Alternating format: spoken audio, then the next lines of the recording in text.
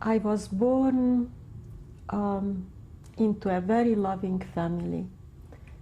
My parents were married many years before they finally succeeded in having a child, which turned out to be me. At the time I was born, my grandfather was still alive, and as my mother decided to call me the name of her mother, who died when she was only 5 years old in childbirth, when her fourth child was born, was called Marika. While my grandfather was alive, nobody called me Marika, they called me Marica, just as a nice little feeling for his sensitivities. I was a very happy little girl, and I always felt that I am the center of the attention of the whole family. All the other cousins on my mother's side were boys, and I was the only girl. So I think this also helped to spoil me even more than I would have been otherwise. When I was 6 years old, I became quite ill with an illness again that today would last only 3 days or a week. But because the medication which now we have wasn't available, I was ill quite a long time and had to stay out of school. At that time, one of my aunts, my Aunt Lily, came to keep me company, and she brought colored pencils and notebooks and showed me how to draw and how to paint. And this entertained me greatly all throughout my illness. After I became well, I continued drawing and painting. I was very close to my cousins. We played together a lot, and we were very fond of each other. I had a wonderful childhood. I read a lot, and among the girls I went to school with, I had very close friends. My closest girlfriend was my cousin, Vera. She is the daughter of my father's youngest brother. They lived in Debrecen, and we went to school, to the same class, for 12 years together.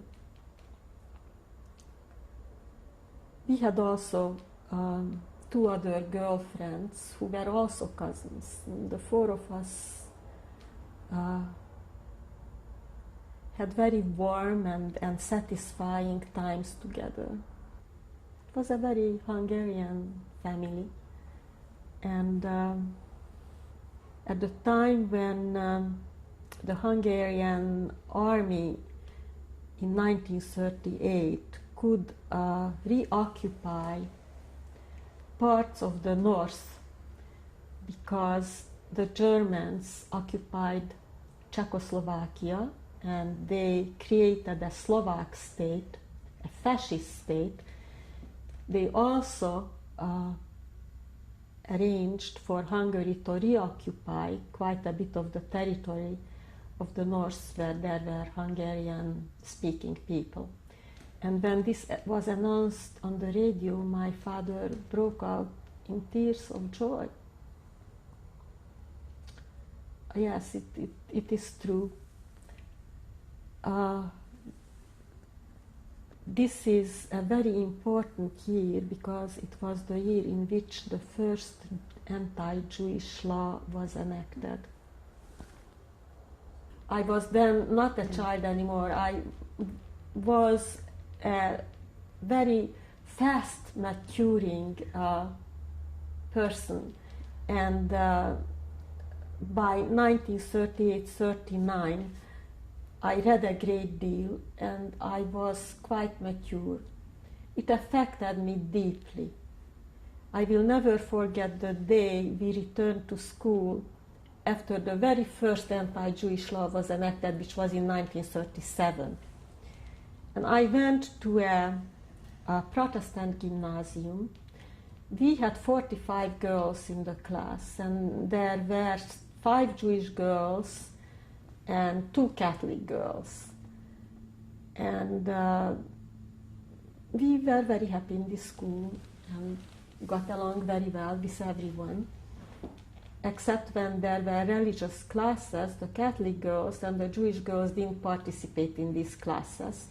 We were selected to be guards on the corridor, and then a rabbi came in several afternoons and a Catholic priest to give religious instruction to the Catholic girls and to the Jewish girls. Now, when I returned after the spring vacation, during which this law was enacted, I looked around me and I said to myself, now, all these girls are Hungarians and I am Jewish. I'm a Jew. And as all the Jewish girls were very smart girls, and all the Jewish girls were excellent students, I had this very silly idea that Jews are naturally much better than Hungarians. You know, it was very consoling, but naturally it was not really true.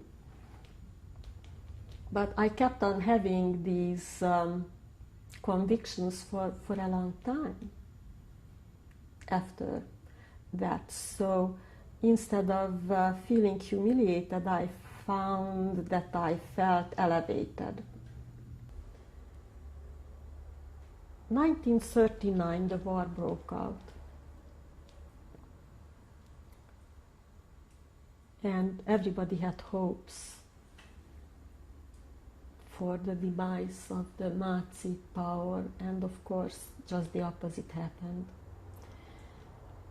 At that time, in 1939, in Hungary, there was a major change concerning the Jewish population.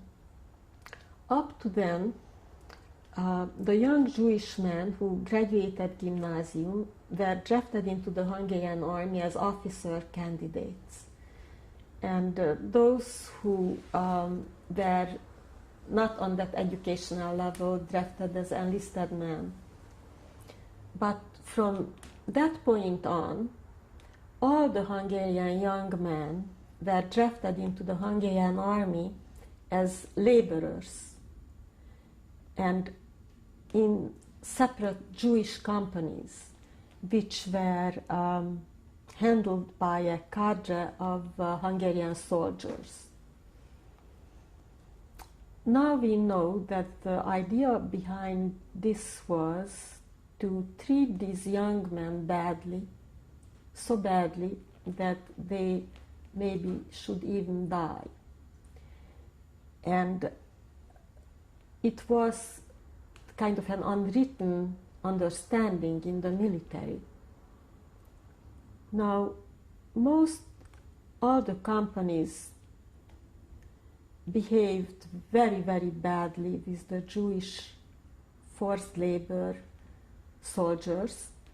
There were always exceptions where an officer would not bend to these inhuman demands and would treat the people under his command decently. But that was very rare and far, between. It was not every day.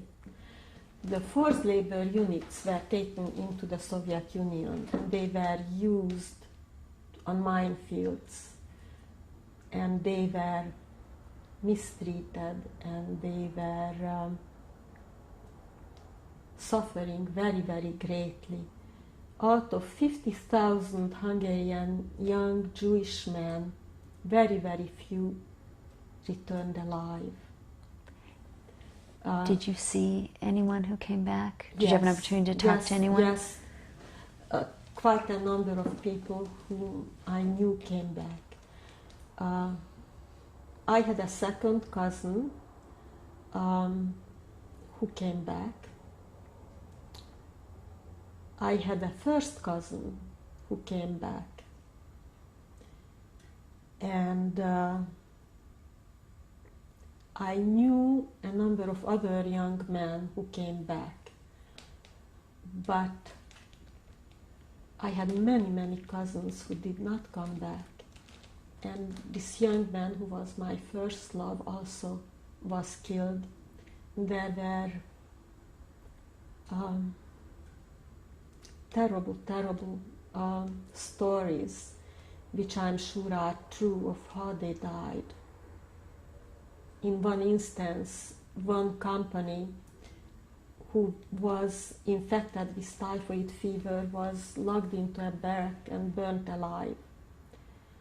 And I have a reason to believe that my boyfriend was in such a situation. Now, my stepbrother Imre, my cousin Gyuri, several of my cousins on my father's side, they were all killed in forced labor.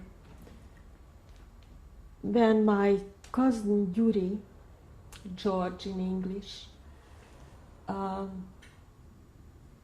came through Budapest in 1945, he went to see my aunt and my uncle. This was my Gentile uncle. And they begged him not to go on with the company. And he said that he is in good friendship with the sergeant and that he will go on with the company. Now, what happened with these companies, now we know. They were taken to Germany and they were, to Austria better to say, and they were given over to the SS and they were killed. Very, very few of these young men were not killed, and then they were sent to different concentration camps. We lived throughout the war in a dream world. Now we were very well aware of the terrible danger in which we were, not well enough, not well aware enough, because we didn't know anything about the killing camps, the murdering camps. But we knew about the deportations, mainly because we listened now secretly to radio broadcasts from England and from the United States. They came late at night and we secretly listened to these broadcasts. They came on shortwave. So we were aware of terrible things happening, but just how terrible they were, we did not know. We hoped very much that we will be able to live through the war in comparative safety in Hungary. We had all these young men gone. We didn't know what was happening to them. Sometimes postcards would arrive, and I have several postcards from several cousins that were given me after the war by people who were in possession of these postcards. And on one of the postcards from the Soviet Union, one of my cousins is in the hospital, and this postcard is written for him by a Hungarian soldier because his hands are bandaged. So I surmise that he must have been picking up mine fields and that something exploded and injured his hands. So we were not really aware of, we knew that it was very dangerous and it was very terrible, but we didn't really know what was going on. In 1940 or 41, I believe, all of a sudden, the Jewish people in Hungary who did not have Hungarian citizenship, who were not born in Hungary but came to Hungary after the First World War, were all gathered and deported And now we know that they were killed. They were given over to the Germans. They were put over the Polish border into Poland. But we didn't even know that really then. There were rumors. But at least, I don't know how much my parents knew, but I didn't know. Very shortly after this, on the 19th of March, the Germans invaded Hungary.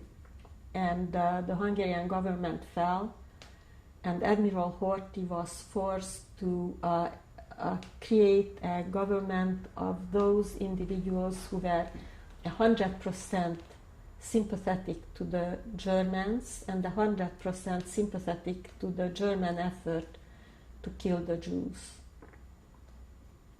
Of course, we didn't know that they were going to kill us, but we knew that terrible things were going to happen. And I became ill, I became physically ill.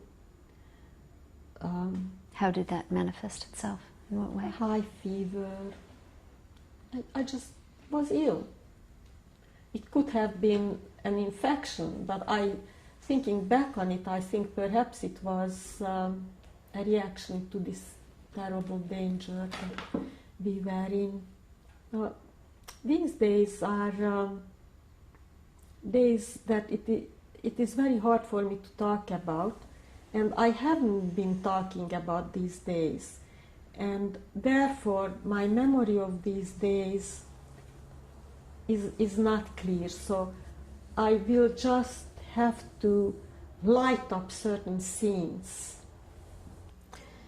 The Germans came into Hungary on the 19th of March, 1944. And the Hungarian government immediately changed into one which was willing to fully cooperate with the Germans in the Jewish question.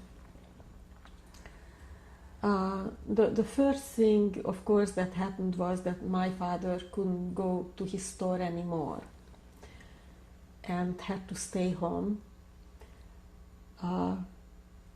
My uncle was in Debrecen at the time because he had to have a major operation, and he came from Budapest to a special professor in Debrecen to perform this operation, and was at the hospital, a famous hospital in Debrecen. And we visited him almost every day, and I especially was asked to visit him and stay in his room in case he wanted to call a nurse or something like that. So this continued on. His younger son was living with us, and his older son now was in forced labor camp. He was discharged from the hospital and called the woman he was planning to marry in Budapest, who was not Jewish, and the reason that they weren't married was that they couldn't marry under the new laws, which was really fortunate because it made her quite free and able to be helpful, and said to her, Irenke, who was my mother, his sister, suggested that I move with them into the ghetto, because by that time we were told that by a certain date in April we have to leave our home and move into a part of the city which was now being emptied in order to concentrate the population of Debrecen there. Debrecen was a city of about 120,000 individuals, and I believe that there were perhaps 7,000 Jews, but I cannot be sure. Anyway, this Jewish community was to move into a small section of the city. And the reason I'm telling you this story is that it shows how completely naive and unaware and ignorant my family was of what the situation really was. So this lady, who now is my aunt, and now she's 84 years old and lives in Sweden, told her future husband, "You are out of your mind. You get on the train and you come back here immediately." And as soon as he arrived in Budapest, she managed to rent an apartment somewhere on the outskirts of Budapest, where she moved him. He did not go back to his home in Budapest. We moved into the ghetto. Was there any discussion about you and your parents going to Budapest with her? Well, we couldn't have gone anyway because we had nowhere to go. And you could not travel without permission. The only way my uncle could go was that he did not have to wear yet a yellow star, and trusted that this short trip, 3 hours, would be uneventful. I don't quite remember whether he was accompanied or not by one of our Gentile employees on this trip. I do not remember. But his son stayed with us. He was then 16. So my aunt Lily, who was 38 years old, who had a son who was 7 years old, lived in Debrecen without her husband, who was now also in the forced labor division. Now he was a Christian by religion, and those individuals who were considered Jews under the anti-Jewish laws, but were Christians, had to be in these divisions, except instead of a yellow armband, they wore a white armband. Otherwise, the treatment was exactly the same. So unfortunately, it turned out that to get baptized wasn't very helpful. So we moved from our apartment into the family house, which was where my aunt lived with her little boy. My mother, my father, my cousin and I. The reason that we did that was that one evening an SS officer came to our apartment to search it. At that time, we were packing everything. There were huge footlockers all over the apartment in which all our precious things were being packed. They were to be sent to the large building in which my uncle, the youngest brother of my mother, lived. His wife was not Jewish, and these large footlockers with our precious belongings were to be placed in the basement, in the section which belonged to their apartment for storage. My uncle, this uncle, who was married to a Gentile woman, I believe had many enemies in the city because he was a prominent man and he was active and successful, and people were very jealous of him. They were also jealous because his wife, this Gentile woman, was one of the most beautiful women in the country, not in Debrecen, but in Hungary. They had a little girl, my youngest cousin Agnes, who now lives here in the United States. The first thing that happened to us was that my uncle was arrested and taken away. It was called hostage camp.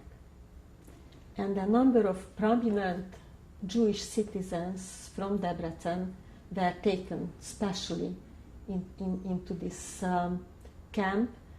Among them was the father of my boyfriend, and I'm sure he was taken immediately because of his communist background, and many other leaders who were implicated in Zionist activities, or just, wealthy, prominent people, lawyers, were taken into this camp.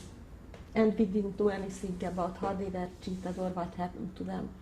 So when this happened, and when this SS officer came to our apartment to search it, it was decided that we should move out of our apartment and go to the family house to live with my Aunt Lily, because we hoped that perhaps that way my cousin and my father would be more safe. This was, of course, before we were told that we had to move into the ghetto. Naturally, our mates had to leave us, and our employees in our store would come to talk to my father and tell him about what was going on in the business. And one of the employees, who was a young man my age, he was only 19 years old, was very devoted to the family. When we moved into the ghetto, he smuggled himself into the ghetto many times to see how we were, and bringing news and discussing plans.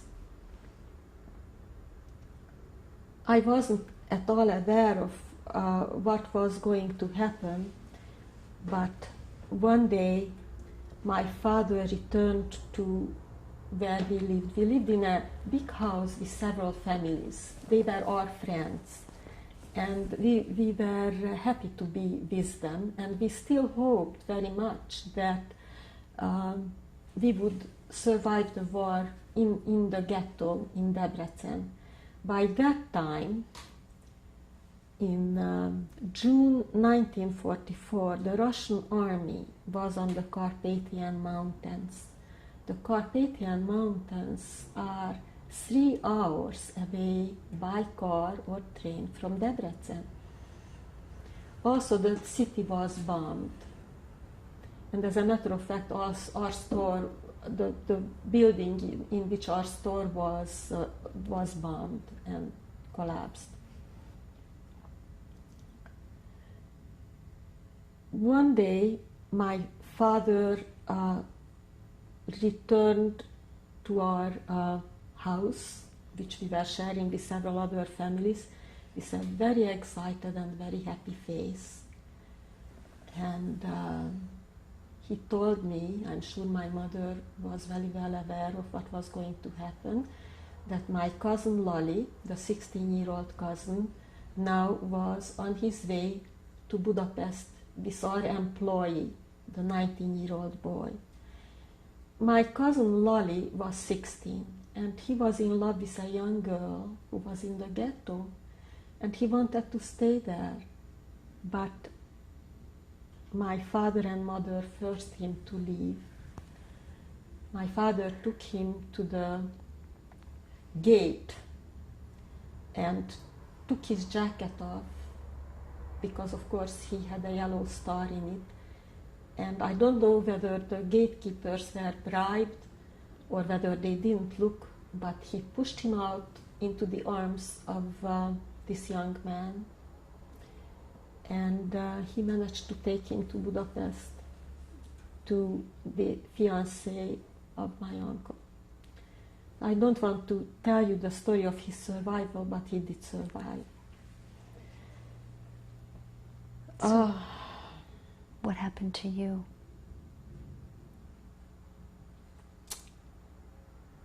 At the end of May, all of a sudden, we were told that we have to leave the ghetto and we didn't know where we were going to go, but all we could take along was one rucksack. At this point, we heard that several members of the Jewish community who were leaders of the Jewish community committed suicide. We were taken to a brick factory. I hadn't ever seen a brick factory before, and maybe you haven't ever seen one, and maybe there are no more brick factories as they used to be in 1944. But this was a large plain area, sandy soil, where there were not sheds, but only roofs, long structures of roofs under which the bricks would be drying. They removed the bricks and they moved us under these roofs. There was no water, there were no latrines, there was no food. I am a blank. I cannot tell you what we did there. I don't remember. I don't remember at all what we did there. I remember certain special events. My girlfriend, my dearest friend, and her cousin, with whom we were friends since we were 6 years old, and their families were with us under this roof, when all of a sudden special people were called, and they were called.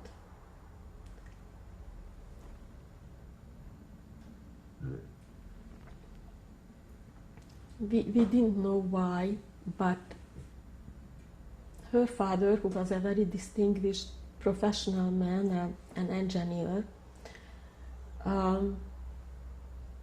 had a background we weren't aware of. He also participated in the revolution of 1918-19, and he escaped Hungary, so he was not jailed, and lived in Romania until there was a general amnesty when he returned to Hungary. But his children and I and we just didn't know anything about that, but this is why they were singled out. So my girlfriend's family was taken, and many families who had many children were also called, and also people who would admit being in construction, carpenters or cabinet makers or bricklayers were called. And these people were lined up in lines of 5 and marched out of the camp. Now I know that they were going to go to Auschwitz, and that they were in the boxcars for 7 days. On the way north, their train stopped and stood on the tracks for 2 or 3 days, and then it turned around and they were taken to Austria, to Vienna, where they were treated like PWs. The other memory that I have is that my father and I were walking arm in arm when another train was being loaded. And on this train was a dear family friend, a physician, who was the head of the hospital, of the Jewish hospital. And he called to my father, Ede, listen, I will arrange that you and your family can come with us. And my father and I, we looked at each other and we said, but with the hospital? We shouldn't go with the hospital. So we didn't go. That train is, I believe, 3,000 or 4,000 people went straight to Austria. And everybody came back. Now we were the last transport. And there was hardly anybody left in this brick factory camp. I estimate that there might have been perhaps 3,500 or 4,000 people left. And we were moving into a boxcar very, very, very early in the morning on the day of our deportation. My Aunt Lily, my little cousin, my father, my mother, and I were sitting in our little place under the roof. And who should come to us? My uncle Arpad, the youngest brother of my mother. He was released from the hostage camp. He was released because it turned out that he was not liable under the anti-Jewish law because of his Gentile wife and because of his conversion and because of his child. He was set free. And we said goodbye to each other. I just can't talk about it. We were very happy that he was going back to the city. Now I know that as soon as he arrived in the city, someone noticed him, who hated him, and he forced him to immediately go to the Hungarian police, which was not the regular police, but there was a section. I really don't know what you would call it in English. This force existed throughout the country, and they were different from the regular police in many ways, and also very right-wing and very anti-Semitic. Anyway, this man forced my uncle to go to them, and they arrested him, and he couldn't go home, and he was shipped to Budapest and put in a prison there with other Jews. Anyway, he did survive the war, but this was one of the things that happened to him. We left in that boxcar, and again, I can hardly remember anything about being in that boxcar. I remember looking out the window and realizing that we were going the same way we used to go to the summer resort, to Bartva, to our villas, to our summer vacations through the north of Hungary. And it's a very, I shouldn't say north of Hungary because it's Slovakia. I'm not a Hungarian nationalist, but it is just a habit. Anyway, it's very beautiful. You go among mountains and waterfalls and pine forests, and on the tops of mountains you see the ruins of castles from the Middle Ages. Beautiful. We stopped at a station, and I remember going to the tiny little window of the boxcar and calling out to the people, "Water, water, please."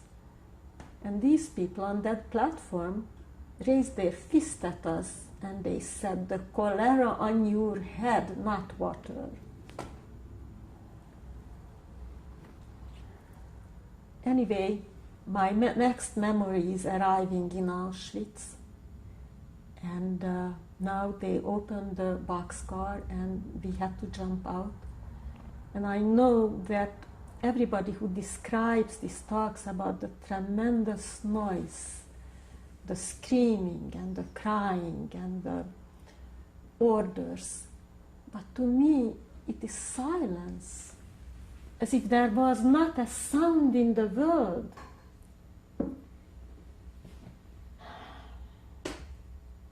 Immediately we were parted, the women from the men. What did it look like? It was a platform, and there was the train, and there we were, and the men had to leave the women and the children, and we were told to line up in lines of 5. And my father smiled and acted very bravely and said, "It will be all right. I will see you soon." This him was my cousin, who was the son of his brother, who was 18 years old. And I have never heard of either of them ever again. Nobody ever knew about them. So I assume that both of them were killed right away. We lined up, 5 of us. I had my arm in my mother's arm, and in my other hand I was holding the hand of my cousin Ivan, my 7-year-old cousin, and Ivan's hand was held by his mother, my Aunt Lily, 38 years old, and on the arm of my Aunt Lily was my aunt, the mother of the young man, the young cousin who went with my father. We started walking, and there were 2 SS officers, and one of them lifted my chin and said, "Wie alt bist du, mein Kind?" which means in English, "How old are you, my child?" And I said, 19. And he took me by the shoulder and pushed me away. And I walked away, and I looked back, and I couldn't see them anymore. And they made me walk in a certain direction. There were young SS men with big dogs, and there were other young women walking, and we were directed to a building, and we had to enter that building.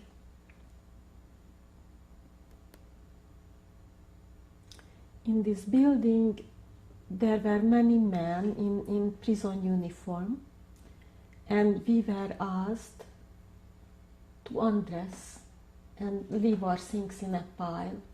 So now here we were naked, all of us. I wasn't a bit embarrassed. I was in such shock and such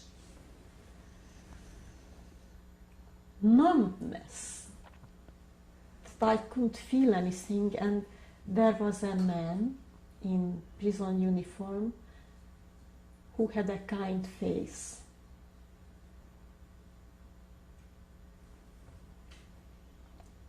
I went up to him and asked him in German where my mother and my aunt and the little children are. And he looked at me and he said, they went to a better camp. And I said, and when are we going to see them? And he said, in time you will see them. We now were in this building, which was the place where we were prepared for entering the camp. After undressing, we had to sit down on chairs, and young women came and shaved our heads.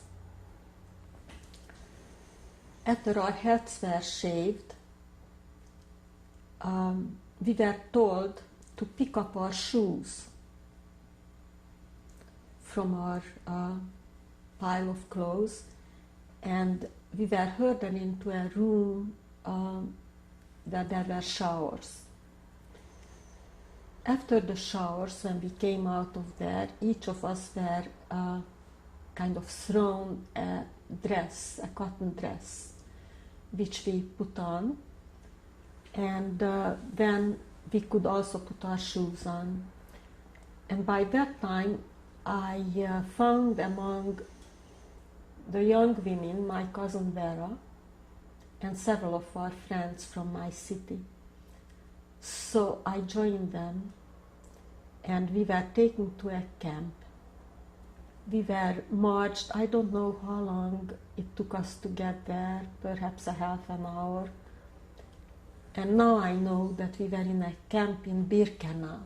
Now, Auschwitz was a city, and next to it, the Germans built an enormous area up as camps for those people who they did not kill upon arrival to Auschwitz.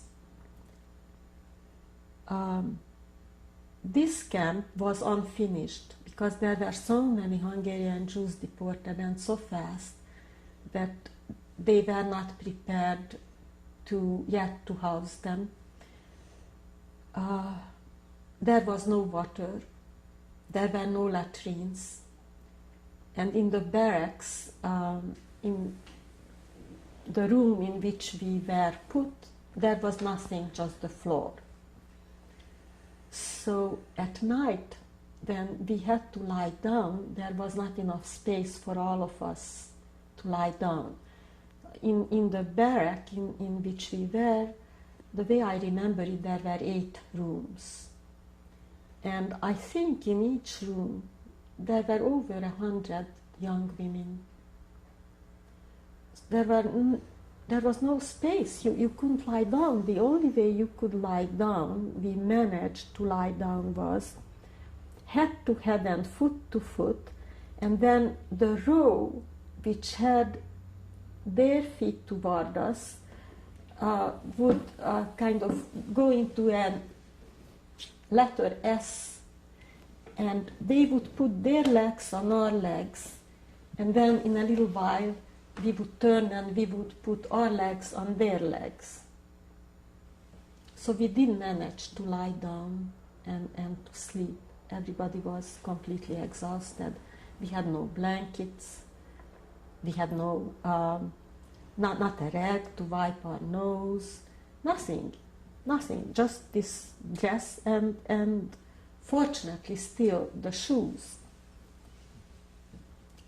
Each barrack had a woman who was in charge of the barrack. This was called a Blockial.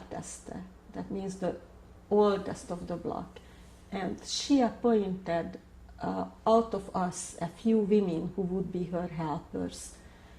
These young women, who were the heads of the barracks, were all Slovak girls, Jewish girls who were deported from Slovakia at the time when Auschwitz was established. And I'm afraid to say they didn't have any pity for us whatsoever, because when they arrived in Auschwitz, there was nothing there. And the way they were treated was so cruel that hardly any of them survived. And the ones who survived were looking at us as people who really do not know how terrible things can be. The young girl who was our Blockial tester was really quite nice, and she was not cruel or harmful, but the situation itself was utmost cruelty and utmost harm. Can you imagine a camp without latrines, where there were 20,000 women, about, the way I figure the number of the barracks and the number of the rooms and the number of the women, it was unimaginable. Hardly did we get there when contagious diseases started rampaging through the whole camp. The way we were to eliminate was the following. A unit of men came into the camp with a cart, and the cart was full of buckets, and these buckets were put out in between the barracks, and you had to go there to relieve yourself. You had to stand in line of hundreds of women waiting to get to these buckets. Well, in the beginning, we just couldn't go. We couldn't go. I think it was at least 4 days that we were unable to relieve ourselves. Finally, on the 4th day, I found in one of the rooms in the barracks, which was supposed to be kind of a health room, a device which women use for douching, and I inserted this rectally and got some water in me to be able to start to eliminate.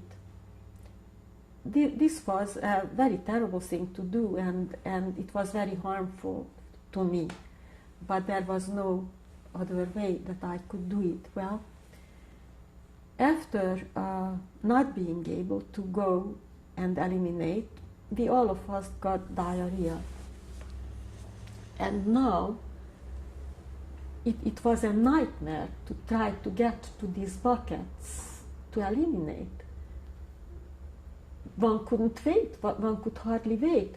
And during the night, there were some buckets outside the window of our barrack where you could jump out and use these buckets.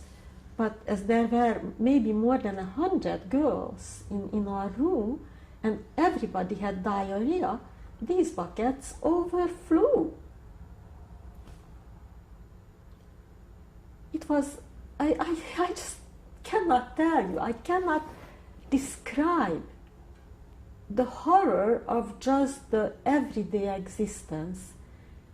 This was July, and there was not a tree, not a shade, nothing in the whole camp.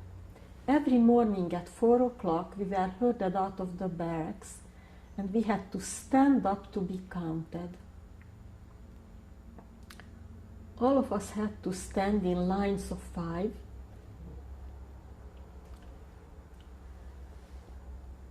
There was a long road in the middle of the camp, and on both sides of this road were the barracks in which the women were housed.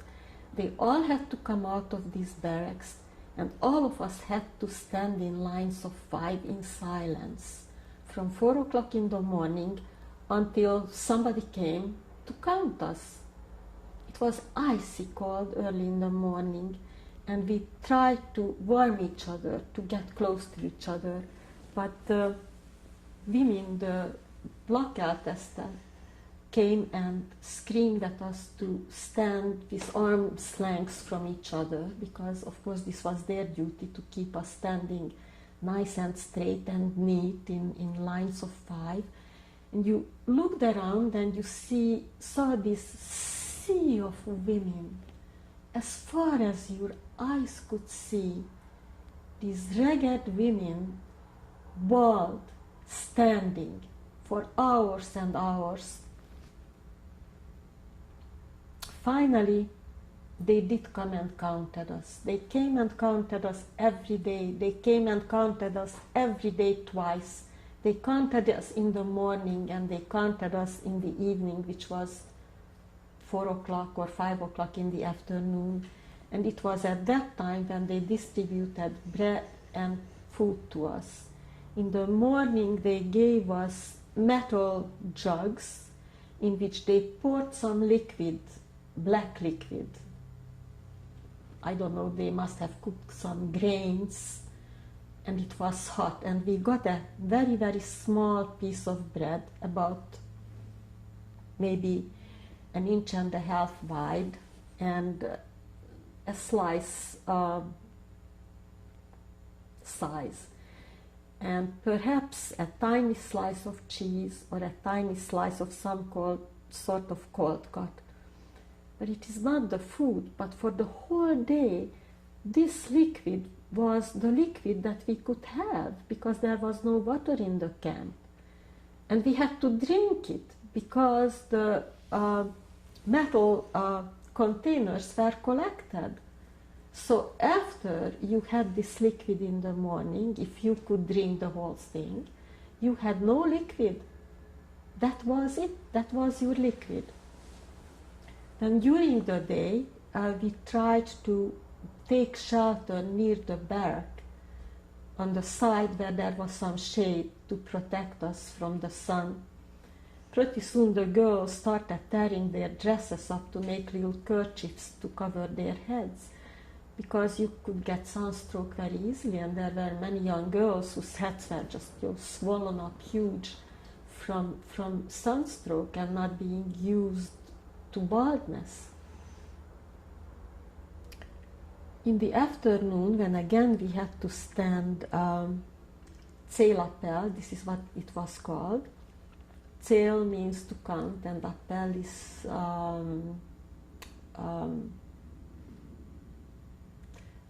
I can't really translate it, but it means to come, to come.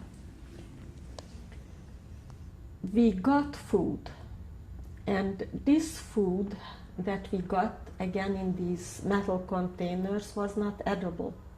That is, to us it was not edible, because we came from a normal life where we had normal food up to the time we arrived in Auschwitz.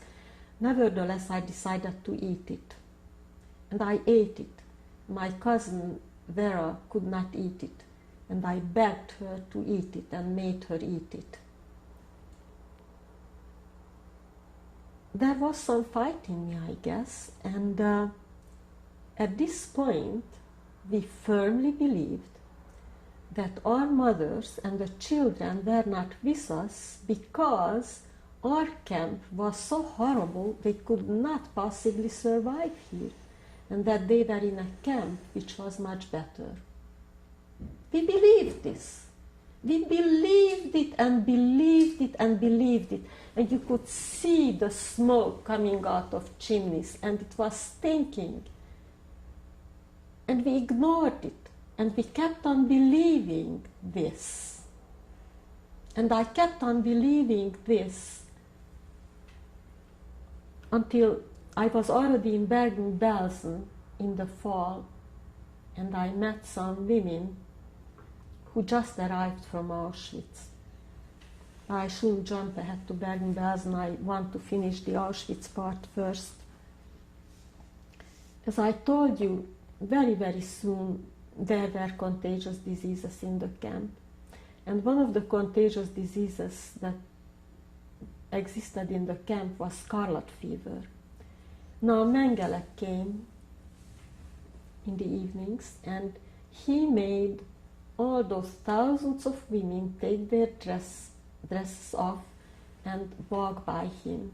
And he would point at certain girls who had to stand aside, and then a truck came and they had to climb into that truck and they were taken away. And we didn't really understand what was going on. Well, it turned out that they had scarlet fever, and he saw the rash on them, and they were taken away to be killed. But we didn't know that. Now, next to our barrack was a barrack which was designated to be the hospital. And every morning when we were let out of our barrack and the célappel came to an end and we could go back to our barrack, we saw that there were dead bodies lying all along the wall of this so-called hospital of people who died during the night, and in the so-called hospital, and were put out to be picked up, to be taken away. One morning I didn't feel well, and I couldn't eat. And the next day I had a very high fever and I couldn't move. There was a woman in our barrack who was a physician, and she came to see me, and she said to me, "You have scarlet fever, but do not worry, because now there is a barrack established next to our camp where they will take you." Now, I know now that what happened was Right next to our camp was the Gypsy camp. And just a week or so before I became ill, this Gypsy camp was eliminated. During one night, the SS came and they piled all these people into trucks and took them and gassed them. And that night was a night that I will always remember, because the night was filled with the most blood-curdling of screams. Screams and screams and screams. And we didn't know, of course, what was going on. And we felt just any minute people would come to get us, but this didn't happen. And by the morning, everything was quiet. This Gypsy camp now was redone for a huge camp for people who came down with contagious diseases. I was put in one of these barracks, and the room in which I was sent was clean. It had bunk beds. I don't remember whether we had a blanket or not. In the room, there was a facility, a bucket in a wooden box where we could go to relieve ourselves. And they just left us alone. There was a young girl, a concentration camp inmate, a Hungarian girl, who was there to help us and who came and gave us water or food. And during the night, sometimes she would come and give us water on spoons. This is where I saw the first death. In this room there was a young Hungarian girl who was very helpless and very ill. And one day, as she was walking toward this bucket to relieve herself, she fell down and died.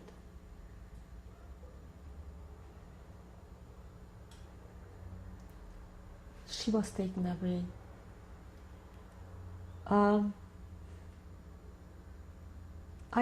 In the first days, I had very, very high fever, and I couldn't move.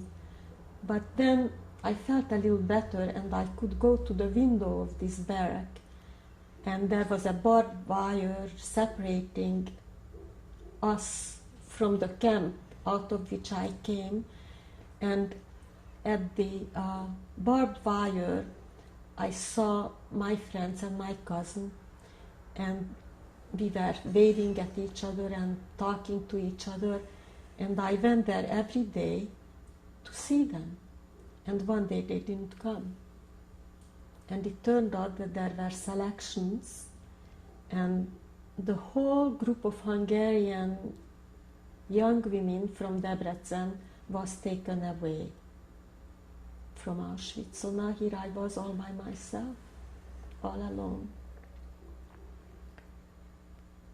On the bunk in which I was lying, next to me was a young girl from Budapest, and we became very good friends. Now, at this time, the Polish transport started to arrive from Lodz. You know, the Lodz ghetto was eliminated, and the people from Lodz were transported to Auschwitz. And from this group, there were two girls who came to our room who had scarlet fever. They were very sweet girls. They were tall and pretty, but their skin had a color kind of light yellowish green, and their legs were swollen up. The food that we got that we could hardly eat, they ate and ate and ate. And anything that we left, they ate. I can't remember their names. pretty soon this nice hospital, I say nice because we could lie down and we had a place to eliminate and we were given water, started to change. All kinds of people came into the hospital. Now, not only people with contagious diseases, but all kinds of people who were mad. And instead of 2 of us lying in a certain area, now 6 of us had to lie in that area. And very soon after that, I was sent out of the hospital. I think I spent 6 weeks in that hospital. Now, this was September. And when I was sent out of the hospital, I didn't get my shoes back. No, I was barefoot in Auschwitz.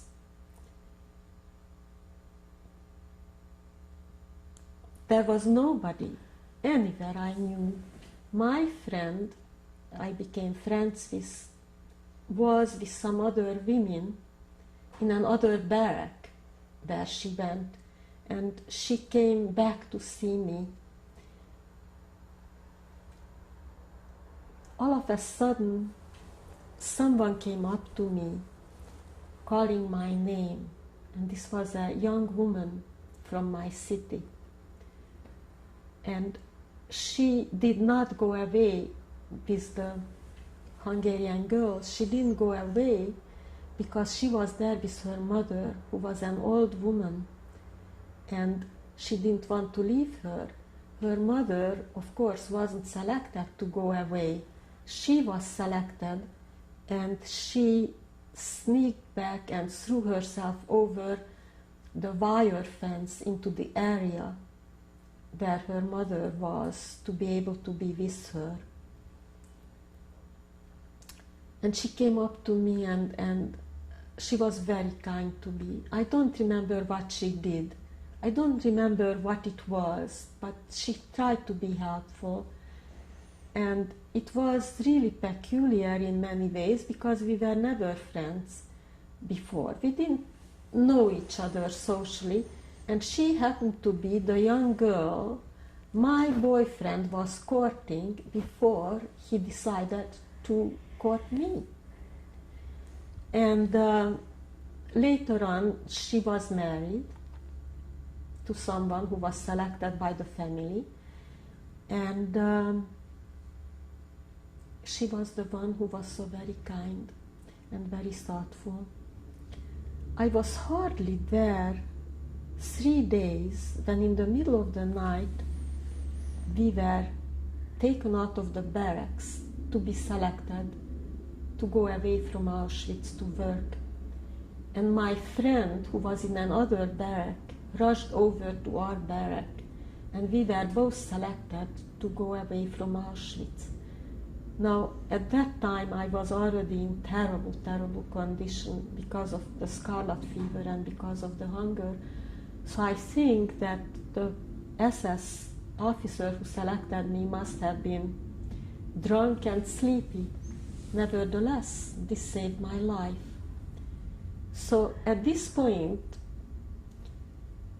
remember that if I had gotten scarlet fever 3 days before I did, I would not be here talking to you. And if I had not been selected to leave Auschwitz in late September, I would not be here talking to you. As a matter of fact, much later, in Bergen Belsen, I met a woman with whom I was together in this barrack and who was selected to leave Auschwitz much later than I. And she told me that just a week later, the whole hospital was taken away and gassed. Everybody who was in there was just killed. So they let me out of there just a week before I would have been killed if I had stayed in that hospital.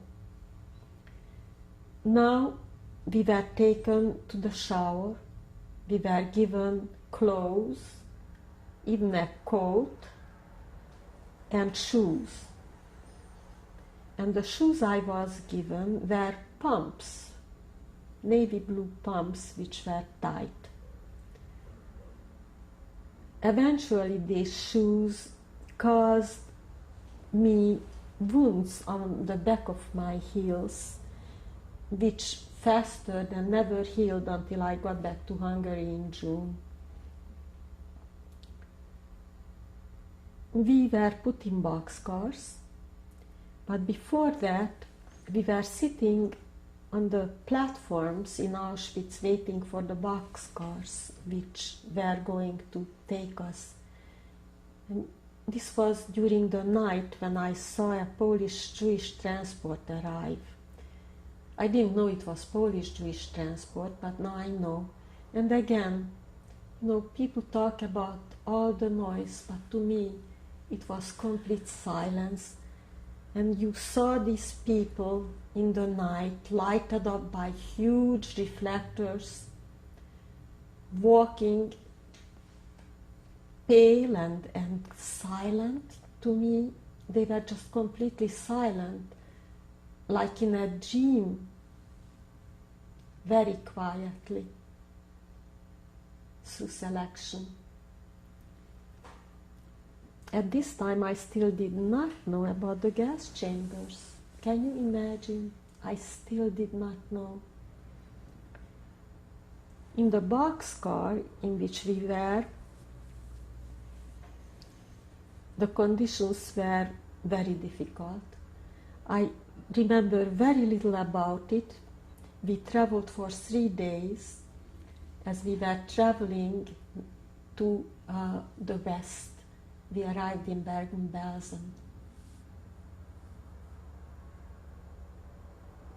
When we arrived in Bergen Belsen and got off the train, we were immediately put on trucks, open trucks, and we were standing up in the trucks, and we were driven through a forest, and all of a sudden I was convinced that they are going to kill us, which was really not very reasonable, because why would they bring us from Auschwitz all the way for 3 days somewhere when it would be so much easier to kill us in Auschwitz? Nevertheless, I just had this feeling that we are going to get off these trucks in the forest and they are going to kill us.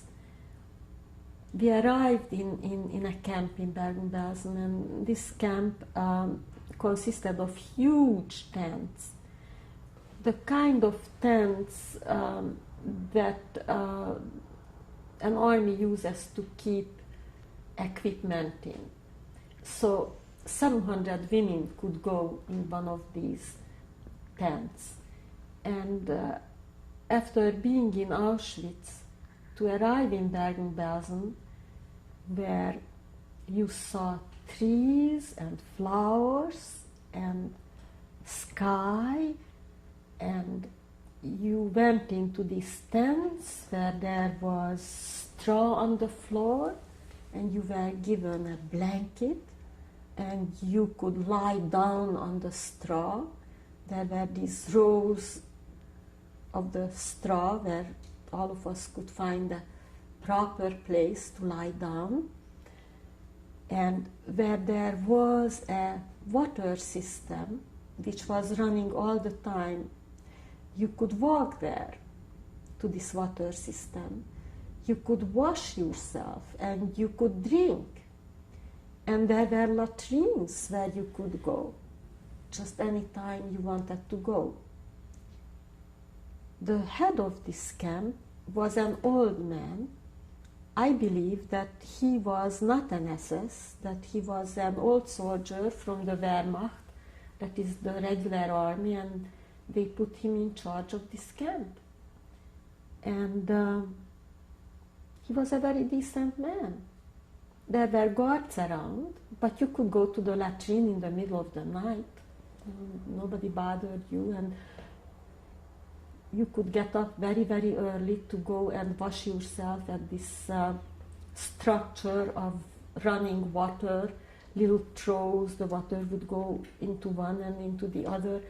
And it was a good thing to get up very, very early in the morning, because just before the sun comes up, it is not as cold as afterwards. So it was a possibility to keep fairly clean and to drink, and we were given our own dishes now. I don't remember the kind of food we got in Bergen Belsen, but by that time I would eat anything. Where my friend and I made our place on the straw, next to us there was a aunt and niece team. The young woman was older than we were, maybe 31, of course. To us this was a very mature, older person, and her niece was only 16. This happy situation didn't last very long, because all of a sudden in this camp the SS decided that a punishment barrack has to be established. So SS women came into our tent, and they would just kind of make up reasons why somebody would have to go to the punishment barrack. And my friend and the aunt of this little girl, Lily, was her name, were taken to the punishment barrack. Now the punishment barrack, which was called the Strafeblock, had a Blockial who was a Polish Jewish woman. And it is really astonishing that after all those years she still had so much fight and so much decency in her. She really fought for her charges, and Lily and I would go there to visit our friends and her aunt, and they really had nothing to do. They were kind of sweeping the ground and just hanging around, but nothing really was happening to them, nothing bad. Now it was November and the storms started. Also, many transports of Auschwitz were arriving as Auschwitz was being evacuated. But not only the transports were arriving, but the SS cadre was arriving with the transports. So we lost our nice old soldier, and now we had SS women and SS soldiers carrying on the duties, whatever they were. One morning, again, I got up very early to walk to the place where I could wash myself, where two women who just arrived from Auschwitz joined me. And these women turned out to be from Slovakia, and one of them turned out to be from that town where our villas were. So we started talking to each other, and I asked them about some people I knew, but they didn't know anything about them. And as we were walking pleasantly, chatting, one of them turned to me and said, tell me, is it really true that the Hungarian transports were so severely selected? And I said, what do you mean? Well, selection. People go to the camp and the others, they are killed. And I stopped and I looked at them and I said, do you mean to say they were killed? Where everybody went there. My mother, my aunts, my cousins. And they looked at each other and they looked at me and they said, well, there is a lot of talk. But then I knew that I was just a fool and that they were murdered. So I ran back to the tent and I collapsed next to my little friend Lily, and I started sobbing and crying and screaming, and I told her, and she wouldn't believe me. She wouldn't believe me. No, I didn't have much fight in me anymore. Very soon after this, very violent storms came, and these storms blew this tent away and it collapsed over us. Now I know that this was the tent in which Anne Frank also was, because this was the only tent which was blown down in the storm, and one of the people who was with her describes this. We were moved into wooden barracks where the situation was not uncomfortable. Each of us had a place to be, and there were toilets, and there was nothing for us to do. We were just lying down all day long on these bunks, and I happened to be next to a woman who was from our city, who was my mother's age. And she started talking about the life we had in Debrecen and her growing up, and about my mother. And it was very consoling. Also here I met a woman who was deported from France, also a person older than I. And she was a designer, a clothes designer, an artist, and we talked a lot. And at this time I thought, well, if I survive, perhaps I will also become a designer. One morning we were told to go to a certain tent for selection, and the punishment barrack also was there for selection. So now my friend and Lily and her aunt, we were selected to leave Bergen Belsen. We were housed in barracks, and we were given blankets which were infested with lice. In Magdeburg we worked. We worked in a factory. Here in Magdeburg, this camp was called Work Camp Magdeburg, Concentration Camp Buchenwald. It's written out, Arbeitslager Magdeburg, Konzentrationslager Buchenwald, which I believe and I really think that meant that the SS were from Buchenwald and took their orders from there, but this was a work camp which belonged to the concentration camp Buchenwald. Magdeburg is a very large city, a large industrial city, and there were very many factories there. And in our factory, there were Jewish workers. There was another barrack in which there were Lithuanian women, and another barrack in which were Lithuanian men. And then in our barrack there were Hungarian and Polish women. I think there were approximately 1,000 Jewish workers.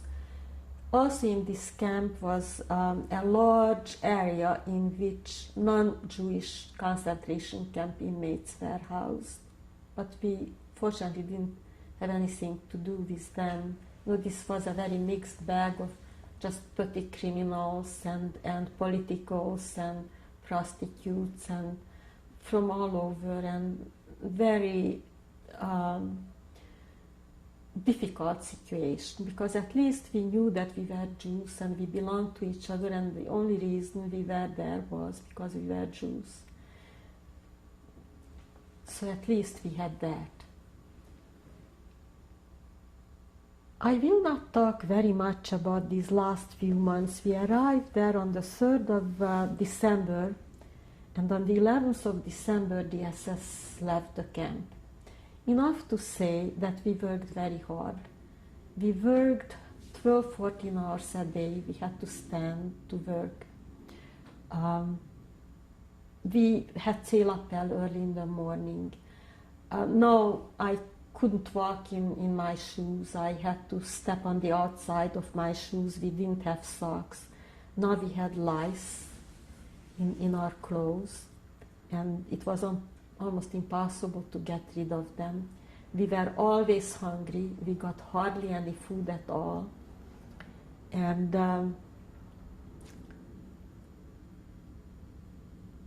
the camp was bombed. The city was bombed.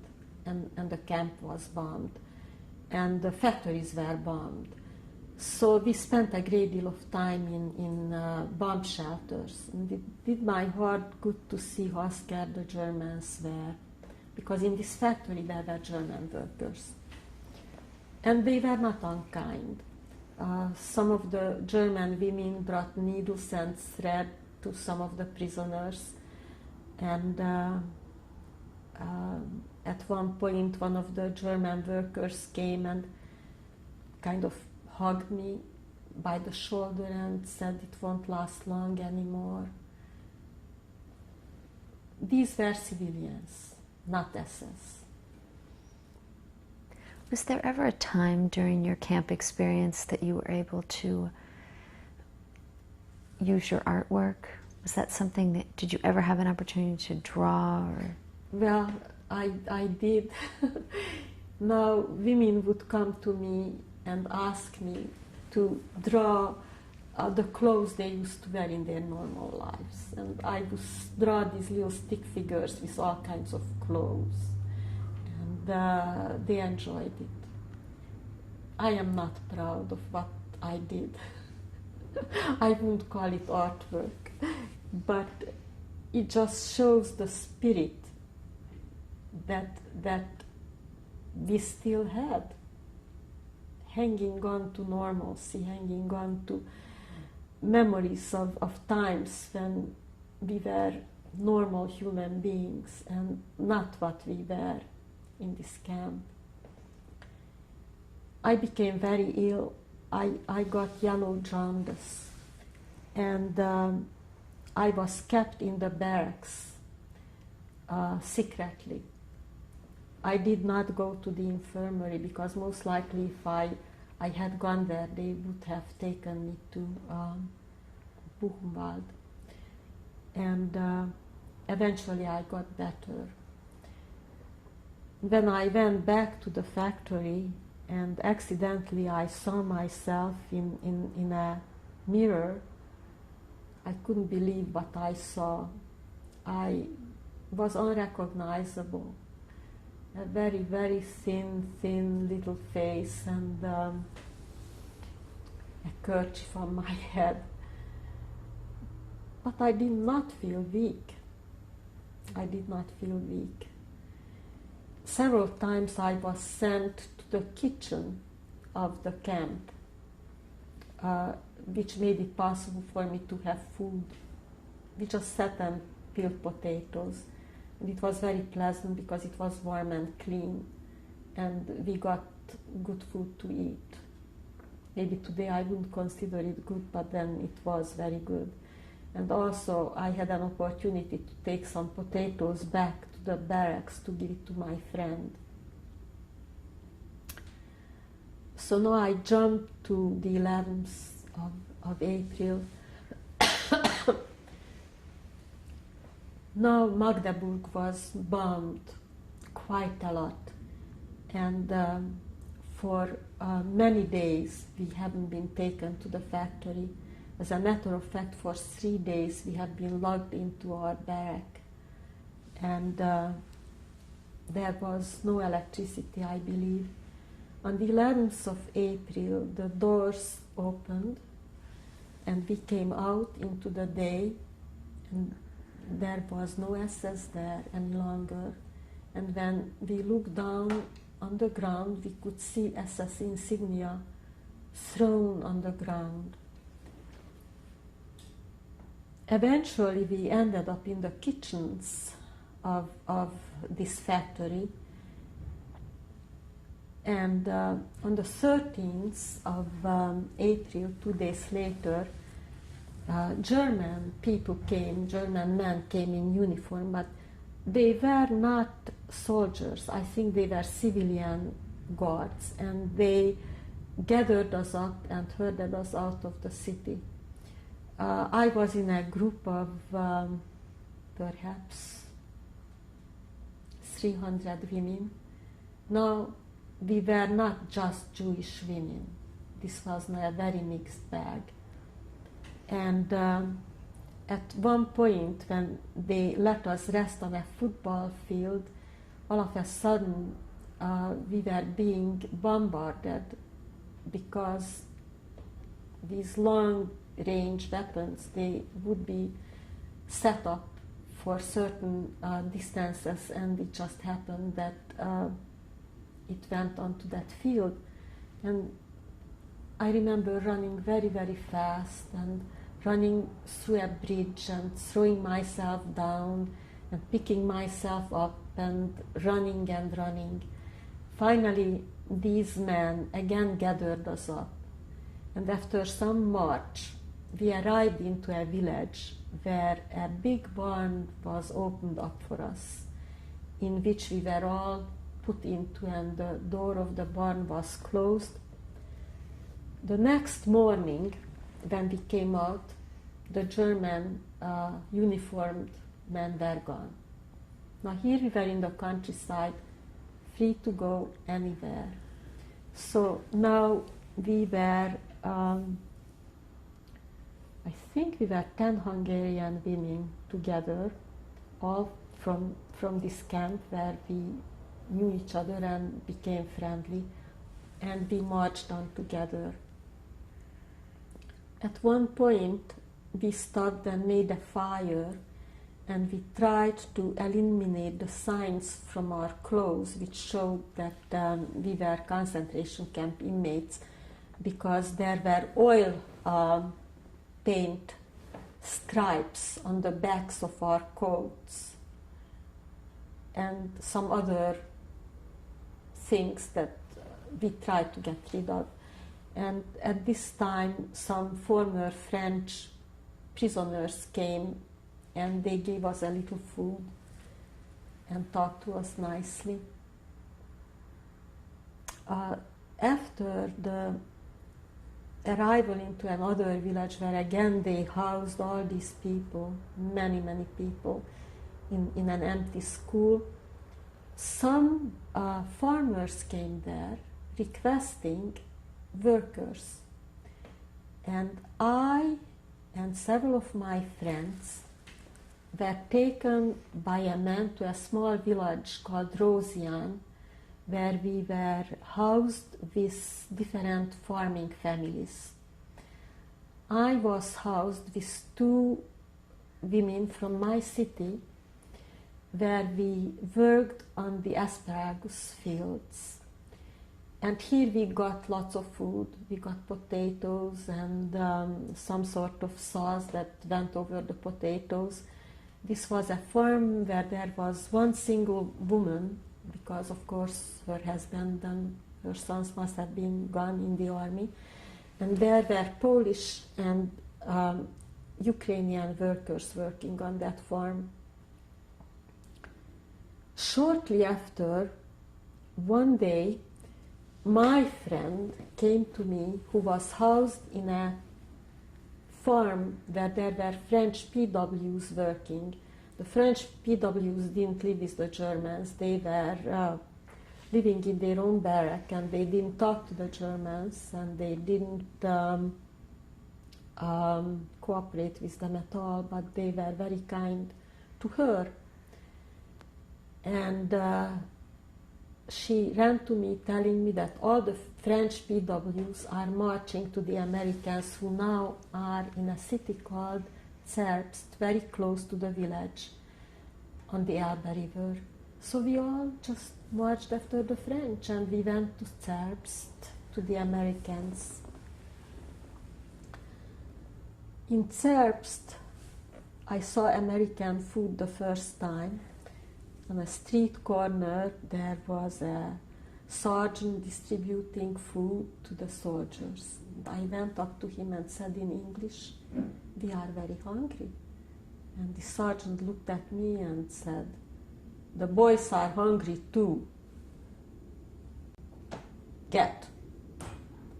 So this was not very kind, but now I understand that if he had given me anything, he would have had an attack of I don't know how many very, very hungry people asking for food.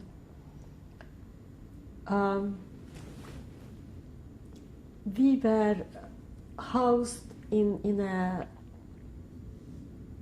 empty warehouse where next morning I saw the first Russian soldier that I have ever seen arrive, and then I saw the soldiers making friends with the American soldiers whom they met there. In a few days we had to leave because the Americans were going west, and now we were under Russian jurisdiction, and we started our trek back to the east toward Hungary.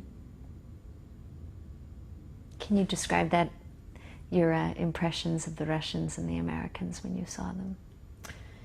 Well, it was very interesting to see how differently they moved. The first time, I have seen young American men with their loose jointed kind of baseball player, basketball player movements, and the way they hold themselves casually and in a friendly way. And the Russian group, I think they were a unit with horses. They held themselves very straight and very tall and very stiff. And it was just very good to see them meet, the two kinds of people, hoping for a better world and friendship. Of course, being very naive, we had no idea what was awaiting all of us. Then I arrived in Budapest. I and my friend said goodbye to each other because she was going to look for her brother and I was going to look for my family. And I went to the apartment of my mother's cousin who lived in Budapest, and they were there. He and his wife were there, and they were absolutely overwhelmed to see me.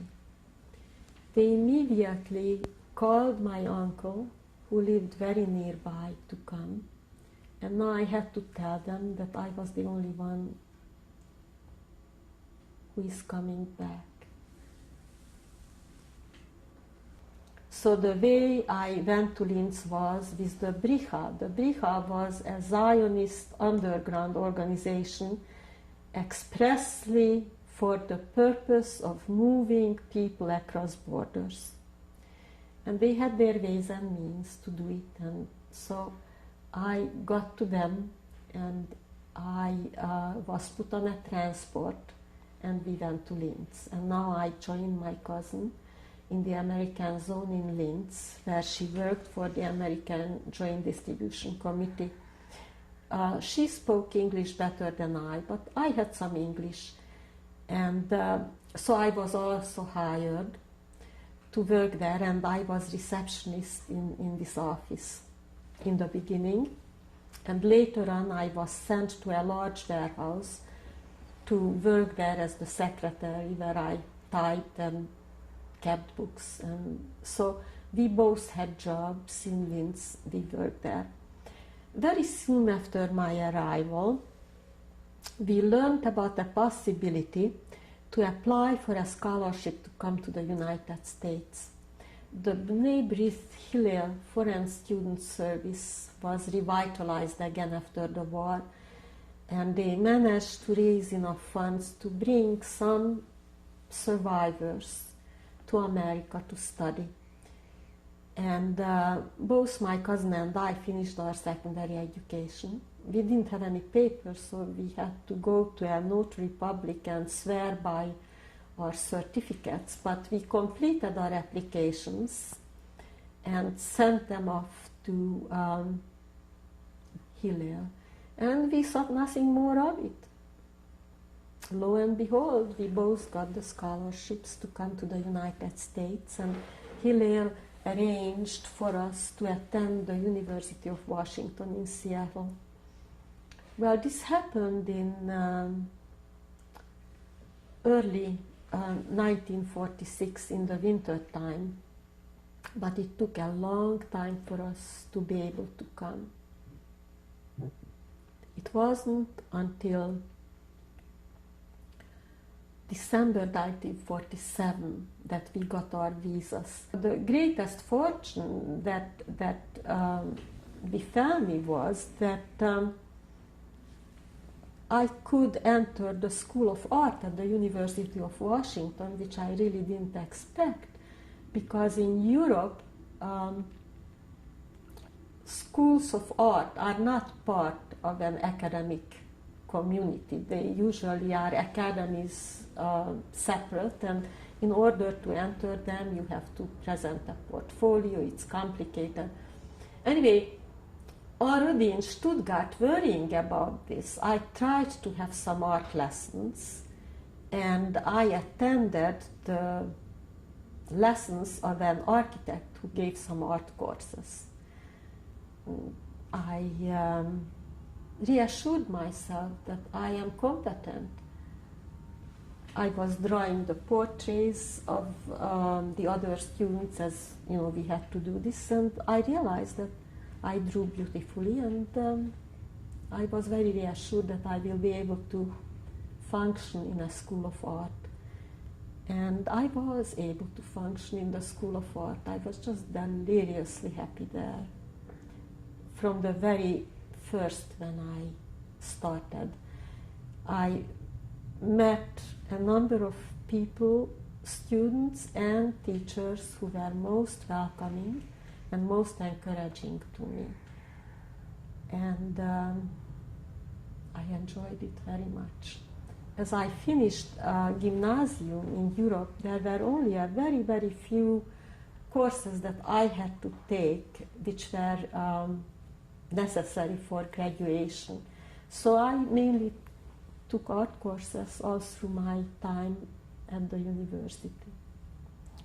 In the spring, I met my future husband, Sidney Abrams, who just returned to Seattle after serving in Aliabet. He served on a ship which went from the United States through France to Bulgaria, where it received the survivors to be transported to Palestine, as Israel was not in existence then.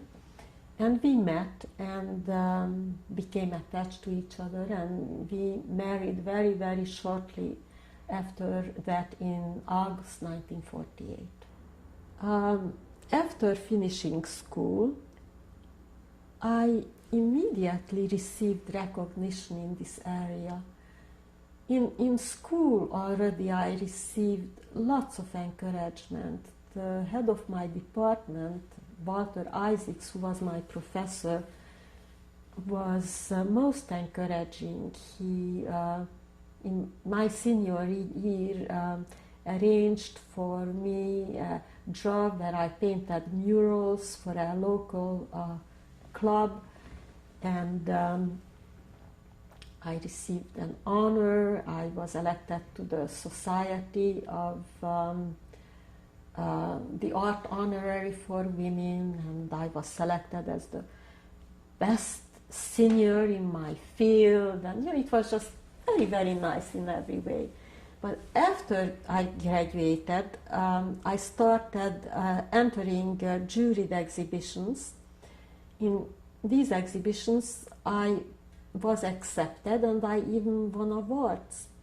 So it was very encouraging for the future, and having had a career as an artist here for the past 47 years, I experienced very pleasurable events in my professional life.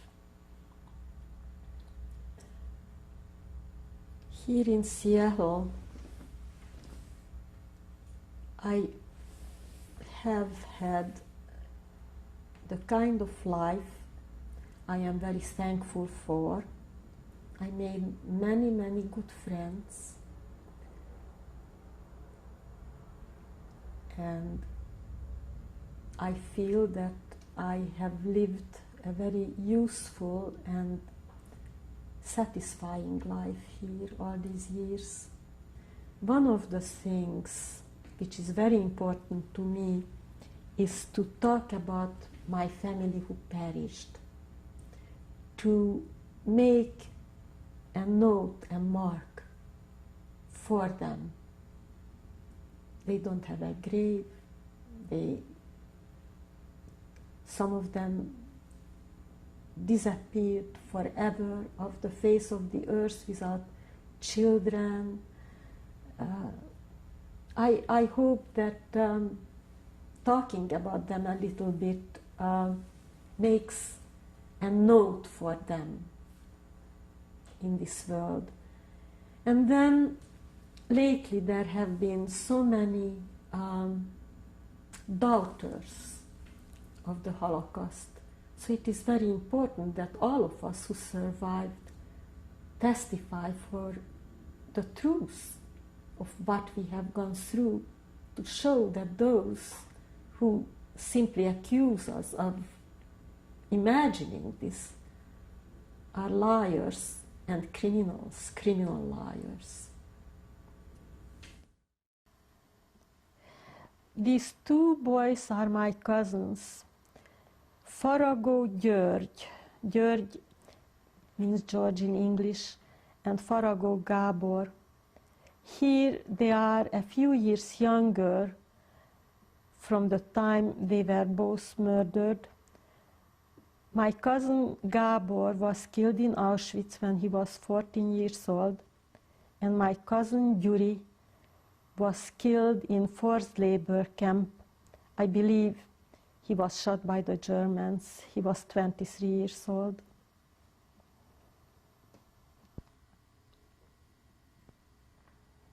This is my Aunt Vilma. She is the mother of the two boys we have seen before. I loved her very much. She was murdered in Auschwitz in 1944. She was at the time 50 years old. Here she's a young woman.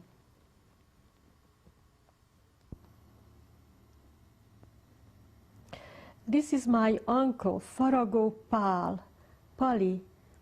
He was the husband of my Aunt Vilma and the father of Gyuri and Gabi.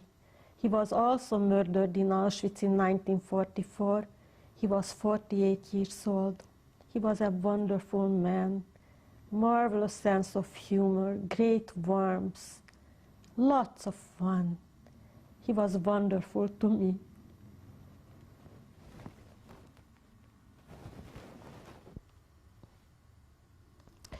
This is my Aunt Lily.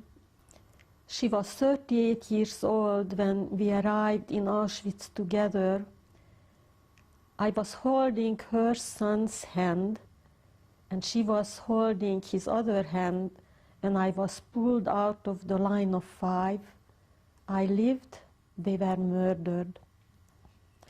She was a very, very intelligent and gifted woman who painted and danced. She was a professional dancing teacher. Her whole life was before her. She had to die.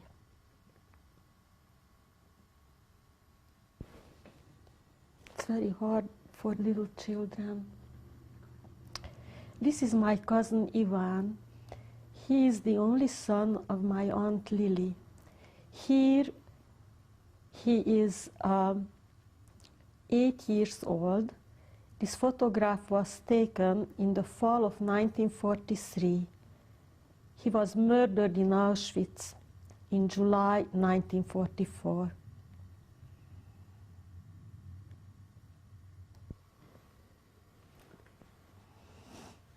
Go ahead. Here is a photograph of me with my first love. His name was Vági Pali. This picture was taken in 1941, I believe, or perhaps 1942. He was drafted into the Hungarian labor service, and his unit was sent into the Soviet Union. He perished there I do not know how, but most likely he was murdered by his Hungarian cadre soldiers. He was 23 years old at the time. I knew him since I was 15 years old, and we were very close. We hoped to have a life together sometimes in the future. He was a gifted, intelligent young man with lots of dreams and wishes for his life. He didn't have a life.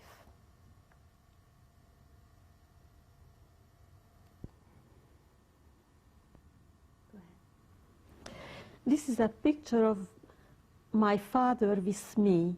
It was taken in September 1943.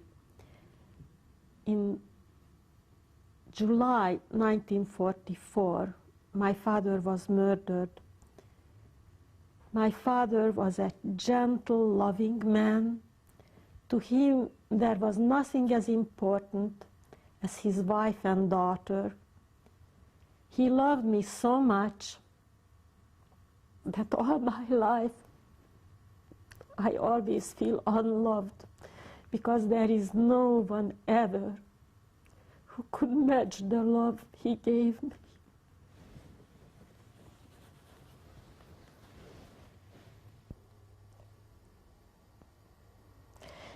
Here I am, 2.5 years old, with my mother. My mother was the oldest sister in her family, and she really always felt that she was responsible for everyone. She was a strong, kind, lovely woman with a naivete, a deep belief in God. I didn't think I could ever live without her, but I have been living without her. She was killed in Auschwitz in 1944. She was 53 years old.